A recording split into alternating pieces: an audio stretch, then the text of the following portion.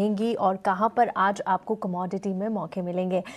सबसे पहले सोने चांदी के अपडेट के साथ शुरुआत कर लेते हैं। तो देखिए, अभी हम देख सकते हैं कि पिछले 2 दिनों में यहां पर अच्छी खासा एक बाउंस बैक, अच्छी सी तेजी यहां पर सोने और चांदी में नजर आई थी, लेकिन आज फिर से ऊपरी स्तरों से सोने और चांदी दोनों में ही दबाव नजर आ रहा है। M6 पर बात करें तो सोने का अप्रैल वायदा करीब 1,51,000 के करीब पहुंच गया है। $1,900 से ज्यादा की गिरावट यहां पर आई है। कॉमेक्स पर सोने का भाव $5,000 के नीचे आ गया है। $4,900 के लेवल पे इस वक्त कॉमेक्स पर सोने में कारोबार हो रहा है और करीब 1% की गिरावट यहां पर हावी है। अभी गिरावट क्यों आ रही है, इसके पीछे के क्या कारण है? तो देखिए, फेड की ओर से दरों में कटौती की उम्मीद अब थोड़ी कम हो गई है। जो नए फेड चेयरमैन आए हैं उनका इतना अग्रेसिव कोई आउटलुक नहीं है दरों में कटौती को लेकर। साथ ही फेड गवर्नर ने यह भी कहा है कि कटौती को कोई समर्थन नहीं है। इसके अलावा जो एक और फैक्टर यहाँ पर काम कर रहा है वो जियोपॉलिटिकल टेंशन है। जिस तरह के डेवलपमेंट्स अब यूएस और ईरान के बीच में हो रहे हैं, फ्राइडे को एक बड़ी मीटिंग होने वाली है, उस पर भी नजरें रहेगी, जिसके चलते हम थोड़ी सी काफी ज्यादा वॉलेटिलिटी इस वक्त सोने और चांदी में देख रहे हैं। चांदी के लेवल्स की बात करें तो देखिए, यहां पर भी आज भारी गिरावट है, भारी वॉलेटिलिटी इस वक्त चांदी में हावी है। कॉमेक्स की बात करें तो करीब करीब 9%, 10% की गिरावट यहां पर आती हुई चांदी में नजर आ रही है। कॉमेक्स का जो भाव है वो अब $77 के पास यहां पर पहुंच गया है। चलिए, हमारे मेहमान, आज के मेहमान को भी अब शो में शामिल कर लेते हैं और इस वक्त कमोडिटी पर खास रणनीति बताने के लिए हमारे साथ आज है अखिलेश जैन। अखिलेश जी, गुड मॉर्निंग, स्वागत है आपका कमोडिटी एट 10 में। मैं तृप्ति बात कर रही हूं और सोने चांदी में सर फिर से यहां पर ऊपरी स्तरों से दबाव नजर आ रहा है। 2 दिन में अच्छी रैली हमने देखी, लेकिन आज फिर से देखिए कॉमेक्स पर करीब करीब 8 से 9% की गिरावट है। $77 के आसपास चांदी में कारोबार हो रहा है। वहीं सोने का भाव देखिए $5,000 से नीचे आ चुका है और 4,906 के लेवल पे कारोबार हो रहा है। M6 के लेवल्स की बात करें तो यहां पर भी कल के सेशन में हमने देखा था अच्छी तेजी थी, लेकिन आज फिर से गिरावट हावी होती हुई। क्या करना चाहिए इन लेवल्स पे? काफी वॉलेटाइल मार्केट दिख रहा है इस वक्त। Very good morning and thank you very much for having me. देखिए, जिस हिसाब से हम बहुत वॉलेटाइल मार्केट देख रहे हैं, इंट्राडे में ही जिस तरह की वॉलेटिलिटी देखने को मिल रही है और गैप अप गैप डाउन्स यहाँ पे हो रहे हैं, तो यस, ऐसा लग रहा है कि खासा इस तरह का उठा पटक आने वाले दिनों में यहाँ पे देखने को मिलेगा। अगर हम स्पेसिफिकली इकोनॉमिक एनवायरनमेंट की बात करें तो यस, अनसर्टेनिटी है और हालांकि थोड़ी क्लियरिटी भी आई है। जिस हिसाब से अभी यूएस ने इंडिया पे टैरिफ्स कम किए, तो उसका कहना का जो इम्पैक्ट था वो यहाँ पे देखने को मिला और मार्केट्स ने इस तरह से प्रीशियस को डिस्काउंट किया कि फर्दर यहाँ पे ईजिंग या टैरिफ्स को लेकर कुशनिंग मिलेगी आने वाले दिनों के अंदर।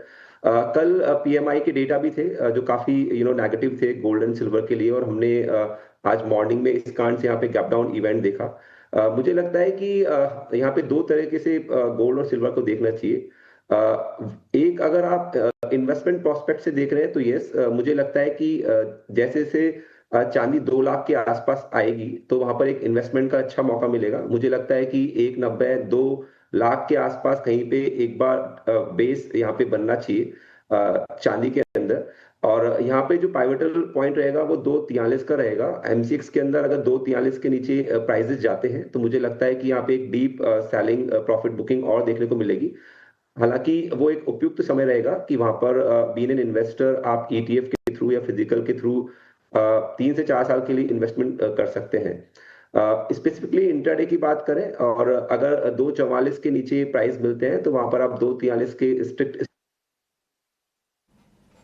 स्टॉप लॉस से इंट्राडे के लिए खरीदारी कर सकते हैं। इवनिंग के अंदर अनएम्प्लॉयमेंट की डेटा एंड पेरोल्स की डेटा भी है, तो मुझे लगता है कि यहाँ पर एक पुल बैक देखने को मिलनी चाहिए। तो रिस्क रिवॉर्ड की दृष्टि से 244 के नीचे आता है तो सिल्वर वहां पे बाय कर सकते हैं, 243 का ऐसा रहेगा और इसका जो लक्ष्य है वो आप 265 के आसपास का देख सकते हैं। वहीं गोल्ड की बात करें तो गोल्ड मुझे कंफर्टेबली बेटर ही लग रहा है, बेटर प्लेस्ड है चांदी के, बिकॉज चांदी इज हाई बीटा कमोडिटी। अगर आपको डाइवर्सिफिकेशन के लिए भी गोल्ड देखना है तो मुझे लगता है कि यहाँ पे जिस तरह से करेक्शंस आ रहे हैं वहां पर लेके काम करना चाहिए। और बीइंग एन इन्वेस्टर आप 1.30 1.25 लेवल्स को बेस मानकर कि यहाँ तक अगर गोल्ड आता है तो आप उसको ग्रेजुअली डिप्स में बाय करेंगे, उस हिसाब से एक माइंडसेट बना के काम करना चाहिए। मुझे लगता है कि जैसे ही यहाँ पे टेम्पररी जो प्रॉफिट बुकिंग फिसल आउट होगी तो वापस से हम एक अच्छी यहाँ पे रैलीज आते हुए देखेंगे दोनों ही काउंटर्स के अंदर। जी ठीक है, सोने और चांदी दोनों में ही एक पुल बैक आप आने वाले दिनों में आते हुए देखेंगे, लेकिन इंट्राडे के लिहाज से भी आपने यहाँ पर रणनीति सुझाई और लेवल्स भी बताए हैं। 1,97,000 का और 2,43,000 तक के लेवल्स यहाँ पर आप चांदी में देख रहे हैं। वही सोने की बात करें, अखिलेश जी, यहाँ पर आपने शॉर्ट करने की सलाह दी है क्या गोल्ड पर?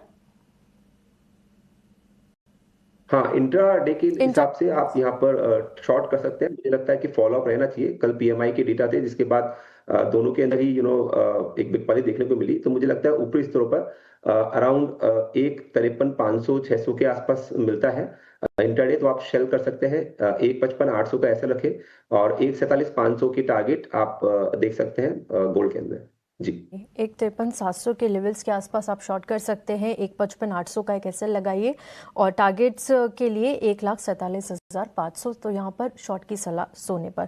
चलिए कच्चे तेल पर भी बात कर लेते हैं, क्योंकि काफ़ी वॉलेटाइल, तो देखिए पूरी कमोडिटीज़ में इस वक्त हमें वॉलेटिलिटी नज़र आ रही है। कच्चे तेल के लिए भी जो कंसर्न्स यहाँ पर लगातार बने हुए थे, अब तक वो ईरान और यूएस का बड़ा कंसर्न था, क्योंकि न्यूक्लियर डील को लेकर वहाँ पर लगातार बातचीत चल रही है। और आखिरकार अब यहाँ पर है कि फ्राइडे को एक मीटिंग होने वाली ओमान की जो राजधानी है मस्कट में, और वहाँ पर दो देशों के जो लीडर्स है वो मुलाकात करेंगे। अब क्या डेवलपमेंट्स और क्या आगे की बात यहाँ पर निकल कर आती है तो देखना होगा। लेकिन फिलहाल ब्रेंट यहाँ पर करीब 2.25% की गिरावट के साथ $67 के आसपास कारोबार कर रहा है। और WTI क्रूड में भी आप देख सकते हैं कि इस वक्त दबाव नजर आ रहा है, क्योंकि जो नए डेवलपमेंट्स उभर के आ रहे हैं उनकी वजह से काफी वॉलेटाइल मार्केट कच्चे तेल का भी बना हुआ है। इन लेवल्स पर क्या सलाह होगी और जो भी आउटकम या मीटिंग से निकल कर आता है उसके बाद कौन से लेवल्स आप यहाँ पर आते हुए देख रहे हैं? देखिए काफी एनवायरनमेंट डाइसी बना हुआ है क्रूड के अराउंड भी। मुझे लगता है कि बीइंग ए ट्रेडर यहाँ पर एक रेंज ध्यान में रखनी चाहिए, 5600 नीचे की तरफ और ऊपर की तरफ 59। तो डिसिसिवली जब तक आइदर साइड यहाँ पर ब्रिश नहीं करता, हालांकि जो मोमेंटम है मुझे पॉजिटिव लग रहा है। 5900 के ऊपर यहाँ पे निकलता है तो एक अच्छी रैली यहाँ पे आने वाले दिनों में देखी जा सकती है, बट स्टिल मुझे लगता है कि ये डिसिसिव रेंज रहेगी। तो बीइंग अ ट्रेडर आप इसमें ऑप्शंस पे डील कर सकते हैं। 5750 का जो पुट एंड कॉल है वहां पर आप शॉर्ट करें, अराउंड 440 का प्रीमियम यहाँ पे अभी कलेक्ट कर सकते हैं। और मुझे लगता है कि जब तक क्लियरिटी नहीं है और जब तक ये रेंज ब्रिज नहीं करे तो इस तरह से आप इसमें अपनी पोजिशंस बिल्डअप कर सकते हैं। तो 5750 का पुट एंड कॉल दोनों सेल करें और इन लेवल्स का इंतजार करें। जब तक ब्रिज नहीं रखते होते तब तक आप इस स्ट्रेटेजी में बने रह सकते हैं। जी कॉल ऑप्शन में यहाँ पर आपने शॉर्ट की सलाह दी है। 5750 के ऑप्शन पर शॉर्ट की सलाह, प्रीमियम आपको 440 का यहाँ पर रखना होगा। चलिए कच्चे तेल की बात हो गई, लेकिन अखिलेश जी बेस मेटल्स में कल भी प्रेशर नजर आया और आज की बात करें तो देखिए यहाँ पर आज भी हम देख सकते हैं कॉपर में करीब 1.5% के आसपास की गिरावट है। 1227 के लेवल पे कारोबार हो रहा है। निकल में भी 2% से ज्यादा की गिरावट है। एल्यूमिनियम 1.5% तक गिरा हुआ है। क्या कुछ पसंद आ रहा है आपको बेस मेटल्स में, और इस गिरावट के पीछे आप कौन से बड़े कारण देख रहे हैं?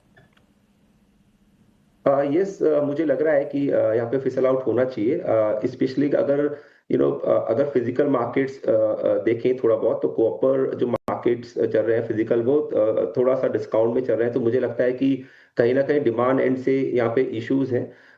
मुझे लग रहा है कि यस, अभी फर्दर करेक्शंस का यहाँ पे स्पेस है। स्पेसिफिकली अगर एक काउंटर की बात करें तो जिंक को यहाँ पे प्रेफर करूंगा।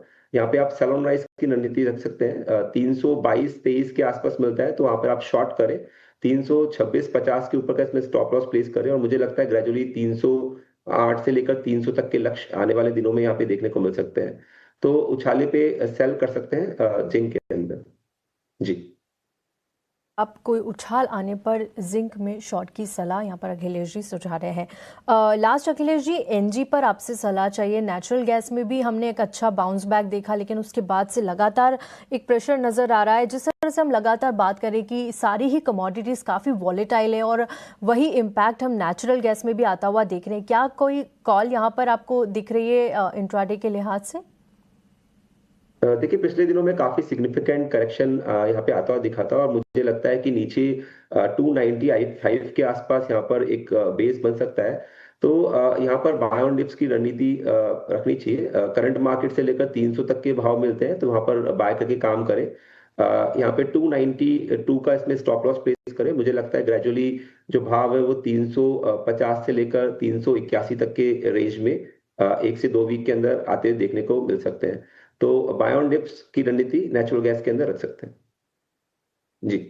नीति आप एनजी में सुझा रहे हैं, और एक बार फिर से टारगेट्स आप बताएंगे एनजी के लिए?